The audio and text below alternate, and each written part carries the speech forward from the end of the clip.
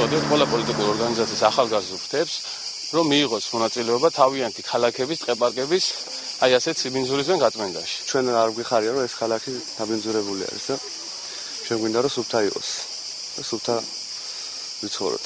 როგორც მოგეხსენებათ, ქუთათურებს არ აქვს საშუალება თავიანთი ოჯახები წაიყვანონ დასასვენებლად, ამიტომ მთელი ქალაქი ფაქტიურად საღამოობით ვიხდის თავს მუხრანის ტყეში. ჩვენმა კოალიციის ახალგაზრდებმა გადაწყვიტეს, რადგან აქ ანტისანიტარია არის და ესუფთავებინათ ეს ტერიტორია. ჩვენი აქცია მიზნად ისახავს ქალაქის ამ მნიშვნელოვანი ადგილის დასუფთავებას. როგორც ხედავთ, მოვედით აქ ქართული ოცნების ახალგაზრდები, დახვდა სრული ანტისანიტარია. თითქმის მიტოვებული არის ეს დასუფთავების სამსახურის მიერ ეს ადგილი. რატომ გახდა საჭირო, რომ ქართული ოცნების აქტივისტები მისულიყვნენ იქ დასუფთავებაზე?